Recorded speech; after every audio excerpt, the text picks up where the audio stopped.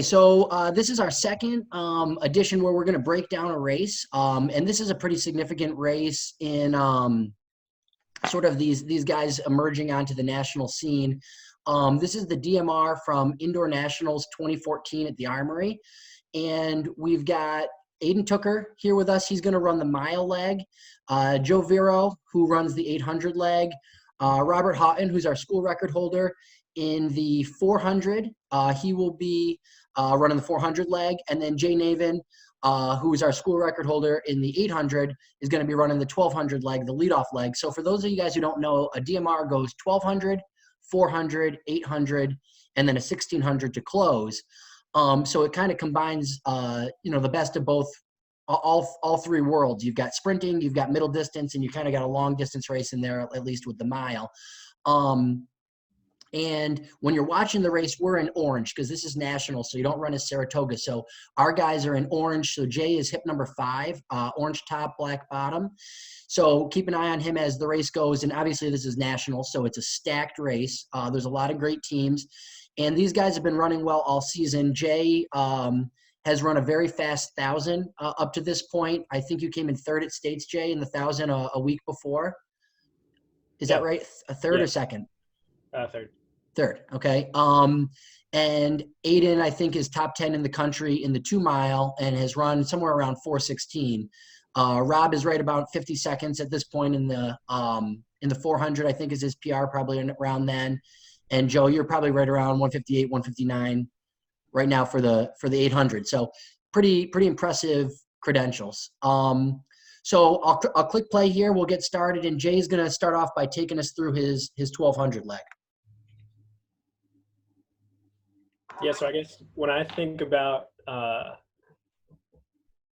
getting off the line in a race like indoor, there's kind of 2 things that you want to, I guess, avoid. I think one is being boxed in, on the rail, and 2 is running extra distance, so like being out in lane 2. So I think when I got off the line, I kind of pick a spot like 10, 15 yards out and try to beat everyone to it, because then you kind of have a say over what your position is, after that.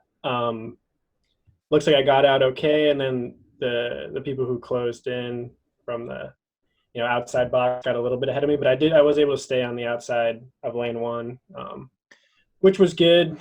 Yeah, you avoid being boxed in really well. Like you're running on the outside edge of, yeah, like of if lane 1. If the video looks clear, I threw some elbows for sure, but yeah, and I knew I was probably in like 3-minute shape, so I kind of set this like speed ceiling for myself, if you will. I was like, I'm not going to go out at a pace that doesn't make sense for running 3 minutes. So, because if I run 3 minutes, I'm probably going to be, in the top 2 people. So I was comfortable with that, and these guys got out ahead of me.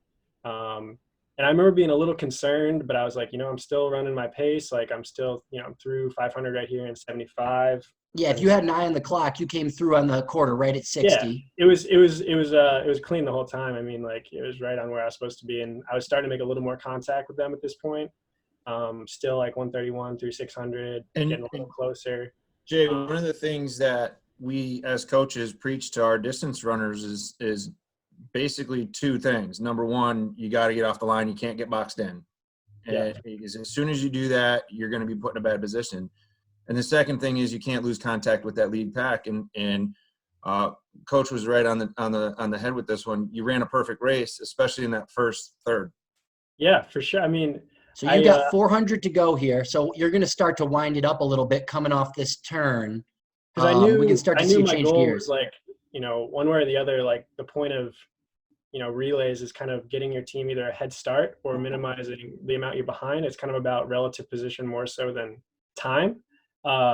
So either way the race unfolded, I wanted to go at 300 out. I think Coach, kind of has this thing of like leave 1 gear. So I remember coming through with 200 to go, like you still gotta leave 1 gear, for the last lap. And pretty much once you get to 150 to go, you gotta let it rip. So I guess that's what sort of happens here. I put a little bit of a gap on Mikey, I think, not huge, but he's also really good. So that's okay. Hey, Rob, so what's going through your mind now? You see Jay's got the lead and he's pulling away. So what are you saying to yourself about getting this baton?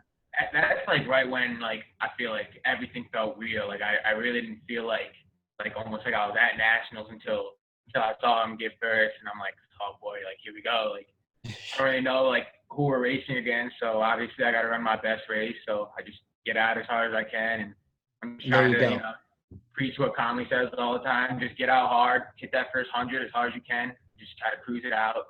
And it always sucks for me because like most of the time when I was running in high school, like I kind of suck when I was running ahead of people because I was just like not really running my race the way I was supposed to. So I would just get like comfortable and stuff like that. So I just had to, just make sure I was really grinding on my race, make sure I was focused, make sure I know like they're right on my tail. I just gotta keep digging deep. Yeah, and what do you say? You got 50 meters to go here, so you're telling yourself finish at this point? Yeah, I just gotta finish strong. I know everybody's hurting at that last 100, so I just gotta give everyone 10% and hold that lead, give it off to Joe with a good lead so he can hold that 800. Now, Joe, Rob, according to the loudspeaker, which I'm not playing right now, but they announced that you split 50.7. So, I mean, that's a great split for an indoor track, at that time. Now, Joe, you've got, some pretty elite guys you're dealing with here. I'm not sure which McGowan kid that is, but they both were really good running against you from Northport. And then the kid from I'm blanking out on the name there. But, what's that? O'Hare. O'Hare. Yeah, Cardinal O'Hare. Yep. They had a really strong 800 leg too. So what's going through your mind here, Joe? Yeah, I mean, I don't know if you could see, like when I got the baton, I moved as far up as I could in the zone just because Rob's coming at me. Fast. And taking half from a 400 guy is insane for a distance runner. And you want to kind of minimize the amount of time I have the baton, and maximize his time because he's running so much faster. Yeah, really, no matter how fast you go out, it's probably not going to be faster than 50 points pace, which is what Rob's coming in at. I can't even run that fast, so. And what I really like about the answers from this group is like that's everything that we continue to focus on in practice, and we continue to preach, the distance leg with Jay and getting out and not getting boxed, Rob running his phases and here goes Joe. He's making a big move here. Yeah. And Joe loves to make that big move. Yeah, he does. Yeah, with about 300 to go. I love the big move. Definitely just wanted to be as close to the lead as I could. I know that kid, the leader is really fast. I think he ran 152 that day.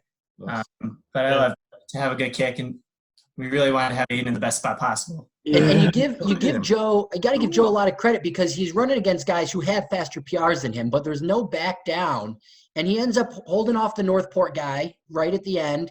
And now Aidan is only a sophomore here, and he's going to go out with the other McGowan guy who he definitely was sub 410. I don't know if he's run sub 410 at this point, but by the time he was done in high school, he was. And it kind of turns into a race for second at this point. Cardinal O'Hare sort of takes off. So, Aidan, what's going through your mind?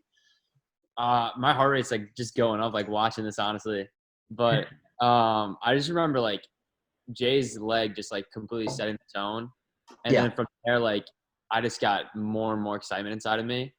And then I even remember this kid, Tony Russell, who's like one of the better guys in this race. And I think he was further back. He ended up catching our group.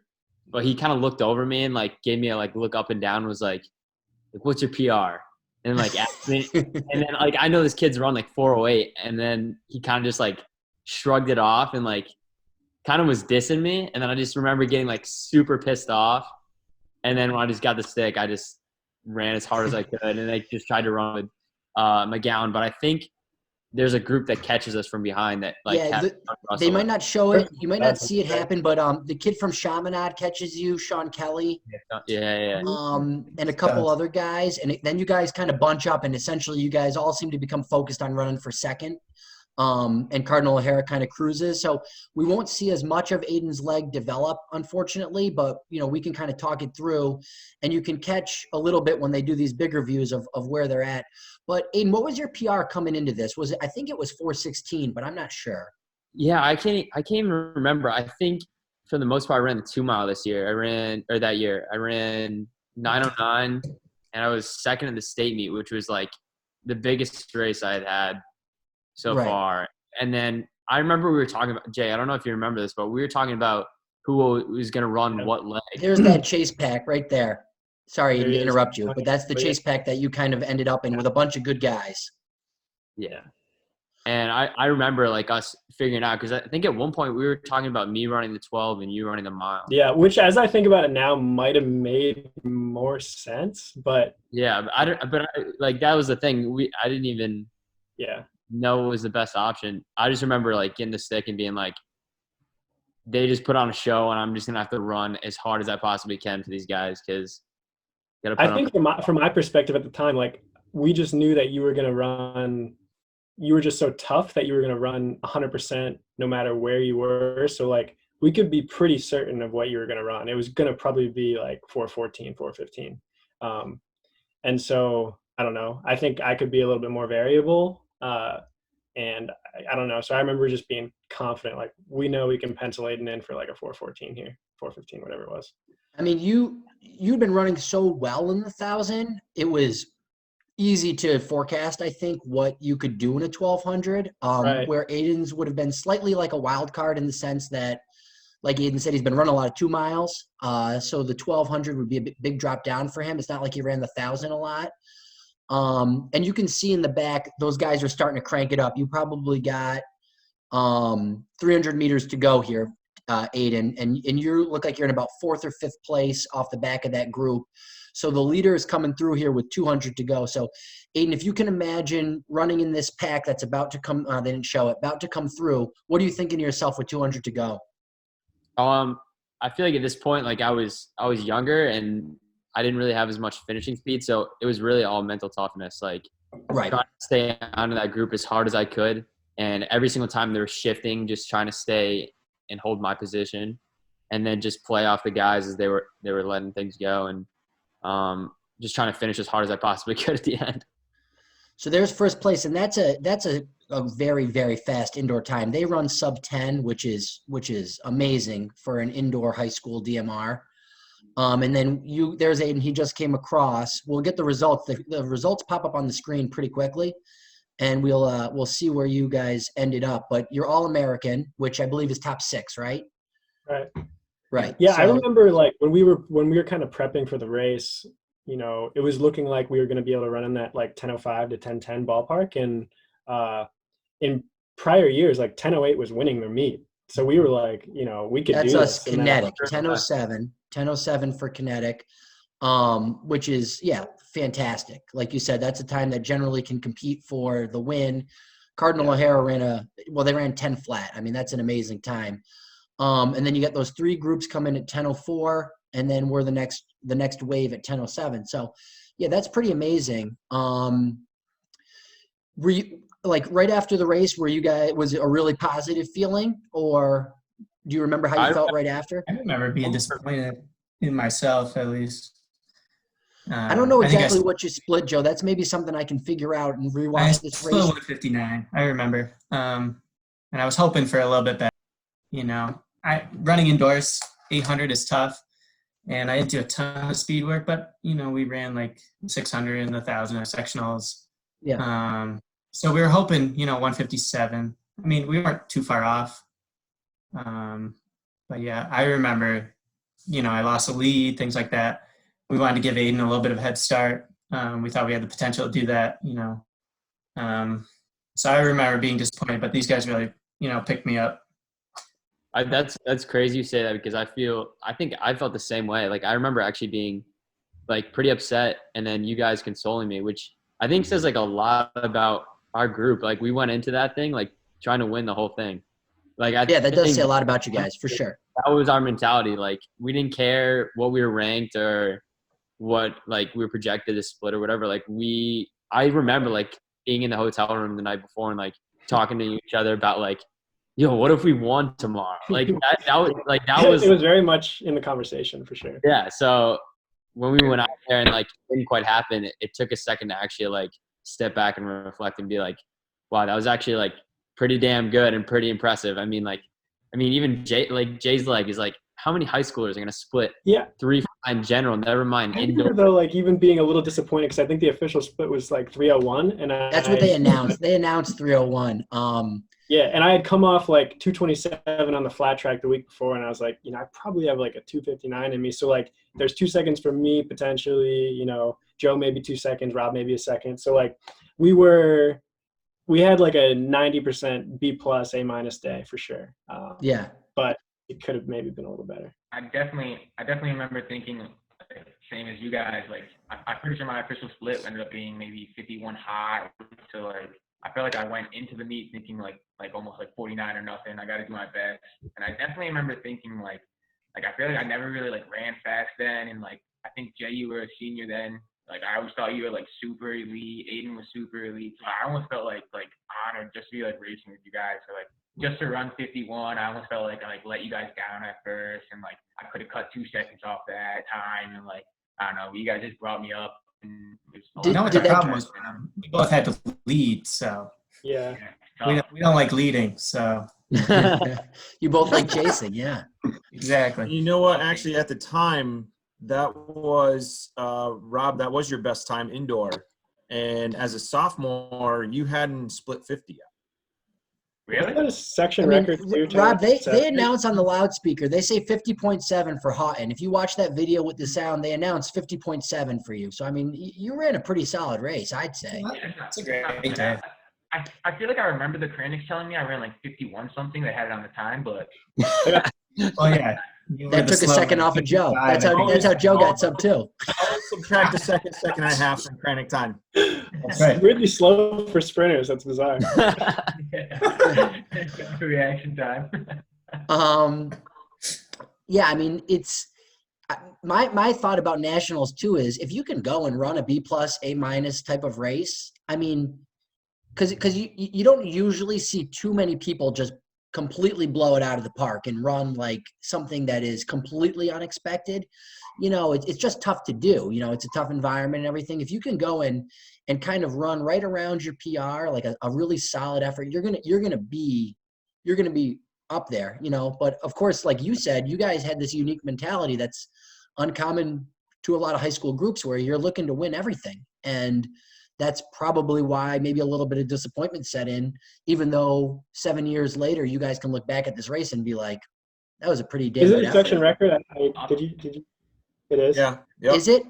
I thought Burnt Hills had faster. Burnt Hills didn't run faster until outdoor. Okay. They ran 10 flat outdoor, but indoor we have the section record. It's awesome. Oh, like- we would have by like 2 broken 10 seconds. outdoors. What's that? We would have broken at 10 outdoors. Yeah, without a doubt. That was the year, Oh, damn it, Jay. that was the Oh, year I that think- Rob ran 48 in the open. Yeah. There was a lot of emotion with that outdoor season. There was a lot of up and down emotion. That was Yeah. That was all Yeah. over the place. Roller coaster ride. Yeah. Mostly There's- positive. Yeah. eventually. There's a lot of what ifs, but there's also a lot of really good memories in that season. So That's I'll The just best choose to memories of focus Joe on those. Verro is going, no, don't hurt me, Jay Navin. The thing people you didn't mention in your video, which I appreciate, but I was like swearing my head off, and I remember scurrying away because I thought I was going to get myself or Joe DQ'd because I was like, going You're crazy. talking about sectionals when you Yeah, found when out you Joe couldn't won compete. and I ran and started hugging him, I was swearing my head off in front of just like, all the officials. Yeah, when Joe won. His little buddy there that helped the team manager almost got us DQ'd. Who? Brady. Brady. Brady. Brady was swearing too. Everyone was swearing, no one was happy about that situation. Maybe that's the key. all the time now. Who's gonna swear? All right, before we divulge into too many past memories that don't necessarily apply to this race, do you guys have anything to add on this DMR before we wrap it up? What did I wrote some stuff down.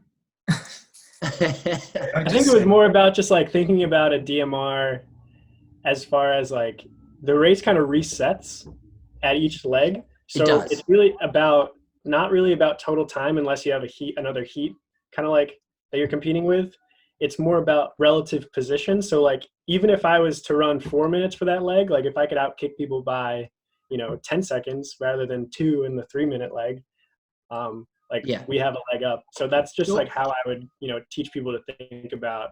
So much relay. happens in the mile. So much happens in the mile. The race that was kind of an outlier. The way the Cardinal O'Hara kid was able to run by himself.